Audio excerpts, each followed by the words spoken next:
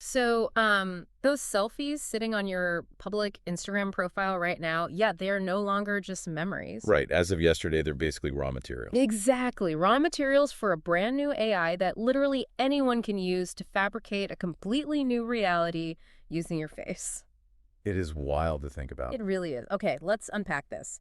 We are looking at a single, incredibly urgent article today about Meta's brand new AI image generator. It's called Muse Image. Yeah, Muse image. And our mission for this deep dive is to figure out exactly what this tech means for your digital likeness. Because, well, the underlying rules of your privacy just shifted completely without your permission. What's fascinating here is that this isn't just a tech update. It fundamentally alters the physics of what it actually means to be public on the internet. Right. I mean, we've operated for years under this specific social contract. We understood the risks of having a public profile. Like anyone can see what you post. Exactly, mere visibility. But almost overnight, that definition has moved from visibility to active utility. The images you share are now algorithmic inputs. So let's get into the actual architecture of this shift. Because the Meta Superintelligence Lab unveiled Muse Image yesterday, and the most crucial detail isn't necessarily what the model can generate. It's where it lives. Yes, you don't have to navigate to some specialized separate website. You don't have to set up an account or pay a subscription fee. None of that. Muse Image is integrated directly into Meta AI, which means it's currently sitting right inside your WhatsApp, your Instagram, and your Facebook Messenger. And that placement changes human behavior entirely. Oh, 100%. Because when you put a generative tool behind a paywall, or even just a separate login, you limit its use to people intentionally seeking it out. Power users, tech enthusiasts. Right, people who are actively trying to use AI. Exactly. But by embedding it directly into the communication streams that billions of people use every single day, The barrier to entry drops to zero. it drops to absolute zero. It normalizes synthetic generation as just a basic form of daily communication. Honestly, it's no different than sending an emoji or a GIF now. You literally just stumble into it while texting your mom or your college roommate. Yeah. And the source material actually outlines some of the specific use cases Meta highlighted. A user can type a really simple text prompt to build mock-ups of room layouts. Oh, wow. Yeah, so if you're standing in your empty living room, you just type what you want to see and it generates it right there. You can edit photos of your pets, seamlessly overlay text, all inside the chat window. And because of where it lives, the distribution is totally frictionless. Frictionless. You generate the image and you immediately share it to your chat or your story or your main feed with just a single tap. It's like having a high-end graphic design studio and, a Hollywood special effects team secretly living inside your everyday texting app. That is a great analogy. Frictionless creation paired with frictionless distribution. And we really have to acknowledge the sheer horsepower driving this accessibility too. Oh yeah, the leaderboard stats. Right. The company states that Muse Image currently ranks second on the Arena LLM leaderboard for its category. And for those who don't track the developer space, the Arena leaderboard is essentially the gold standard blind taste test for artificial intelligence. Precisely. Human judges are presented with two AI-generated images side by side, without knowing which model created which. Just a totally blind test? Yep. And they vote on which is more realistic, accurate, and aesthetically pleasing.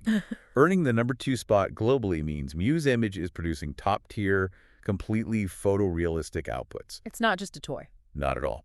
And the source also teased an upcoming companion feature called Muse Video, which brings similar high-fidelity capabilities to video generation. And that one is already ranking third on the video leaderboard. Right? Yeah, exactly. Third in the world. Having this level of sophisticated machinery casually dropped into your phone is just wild. You don't need a degree in digital art anymore. You literally just need basic literacy. And that combination, incredibly high quality, zero barrier to entry, and frictionless sharing, that's the necessary context for understanding why the core feature of Muse Image is drawing such intense scrutiny. Yeah, the technology itself is impressive, but how it sources its subjects, that's the real shockwave. It's where the paradigm completely shifts. Okay, here's where it gets really interesting.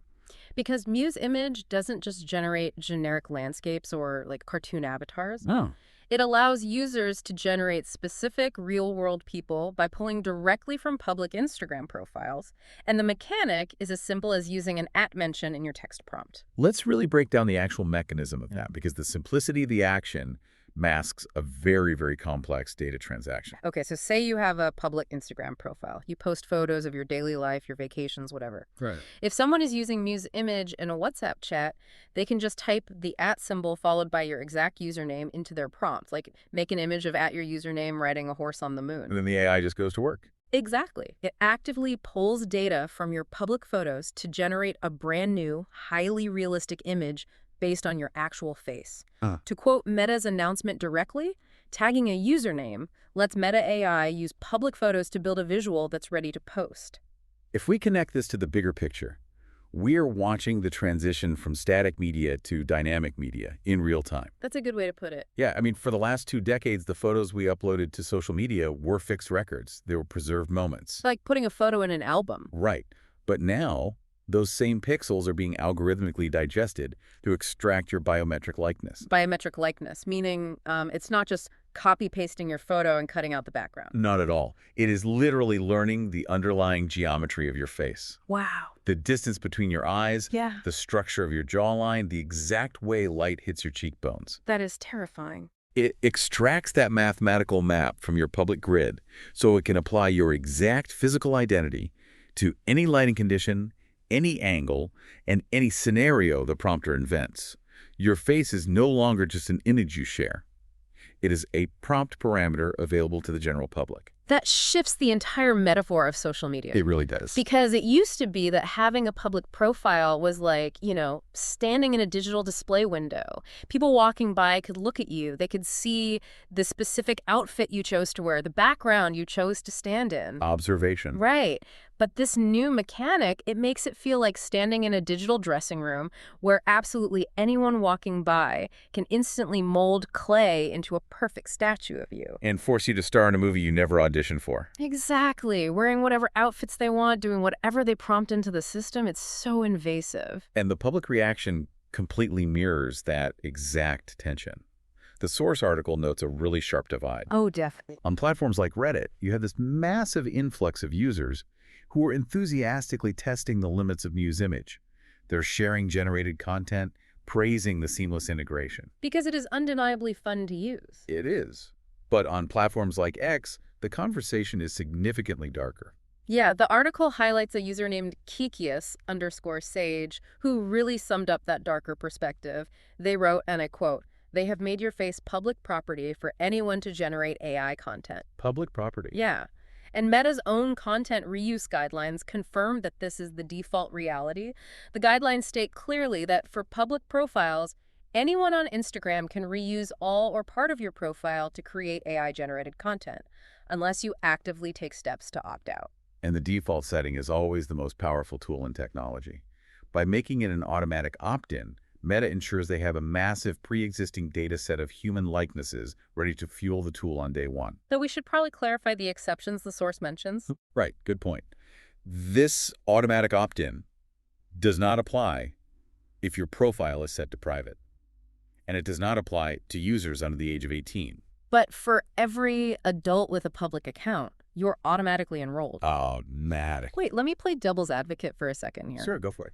If you make your profile public on a platform that has billions of users, haven't you already implicitly agreed to let the whole world see your face?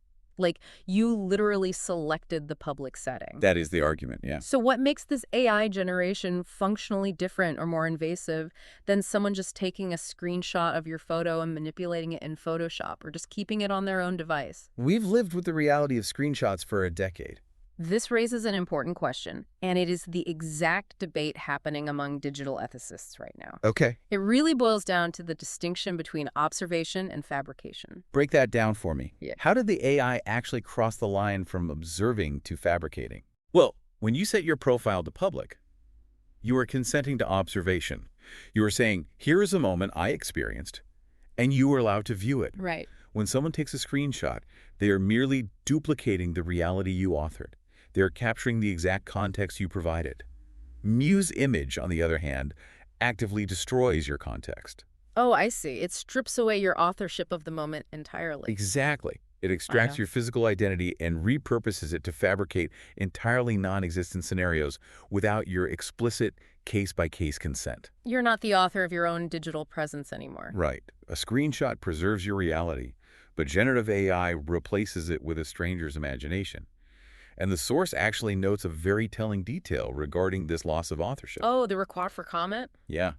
When reporters reached out to Meta regarding these specific privacy concerns, the company did not immediately respond to a request for comment. The silence is loud. Very loud. That loss of authorship is a heavy concept, and frankly, it's a reality a lot of people aren't comfortable accepting as a default state, which is exactly why the platform isn't loudly broadcasting how to turn this feature off. Of course not.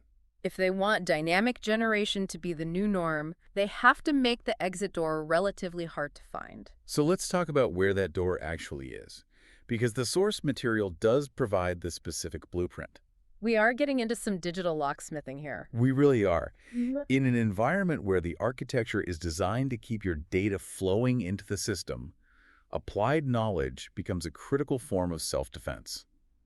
Knowing exactly which levers to pull to stop it is the most valuable kind of knowledge right now. Okay, so grab your phone or take mental notes because here's the exact step-by-step process to opt out of the @mentioned likeness cloning. Walk us through it. First, you open your Instagram app and ensure you are on your own profile page. Right, so you're looking at your own grid of photos. From there, navigate to the profile menu. That's usually those 3 horizontal lines up in the top right corner. Tap that. Okay, got it. Now, this is where you run into what UX designers call intentional friction. Oh yeah, the maze. You aren't going to find a button clearly labeled AI privacy or stop face cloning. No, the terminology used in these menus is often deliberately broad. It softens the perceived impact of what you're actually controlling. Exactly. So you have to search through the menu for a specific tab called Sharing and Reuse. Sharing and reuse. Once you click into that, you are looking for toggles. Specifically, you want to turn off the toggle labeled Allow people to create with and reuse your content. Turn that off. Yes. And you also need to look for a second toggle that says Allow people to reuse your content on Instagram and with AI features at Meta. Switch both of those completely off. The source does include an important caveat here, though. Oh, about the app versions. Right, because app interfaces undergo constant A/B testing and updates, you may not see both of those exact options. That's a good point. The phrasing might vary depending on your region or your specific app version. The key takeaway is to scrutinize any toggle in that sharing and reuse section related to AI features or content creation and disable it. Disable anything that sounds like you are lending your content out. Now, there is also a micro-level option if you don't want a blanket opt-out. Oh, for individual posts. Yeah. Say you're fine with people generating images of your casual selfies, but you have professional headshots or like pictures of your kids that you want to protect.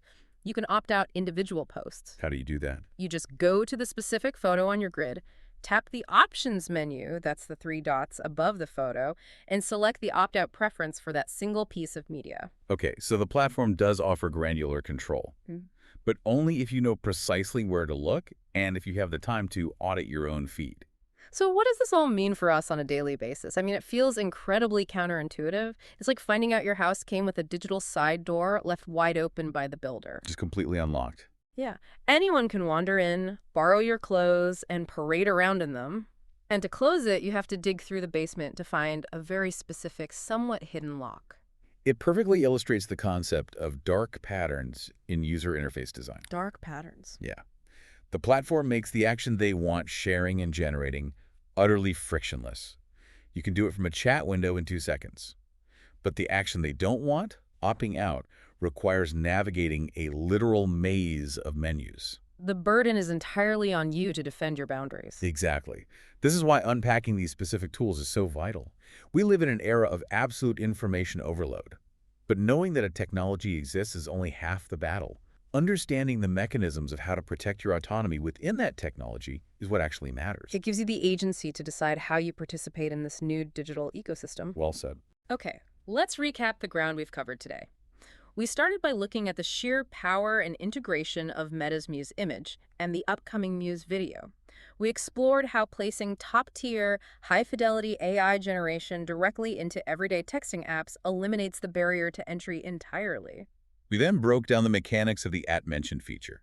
We explored how a simple text tag transforms your static, public memories into dynamic biometric data points. allowing literally anyone to fabricate realistic scenes using your physical likeness. Right. And we debated the philosophical shift from observation to fabrication, acknowledging the very real loss of authorship over our digital identities. And most importantly, we navigated the intentional friction of the platform's menus to give you the exact blueprint for locking that digital side door. As we step back and look at this entire landscape, I want to leave you with a thought that really builds on Meta's own phrasing. Oh, about the images being ready to post. Yes, they proudly noted that this tool creates visuals that are ready to post. Like ready to post instantly to a feed or story, seamlessly blending in with actual photos. Exactly.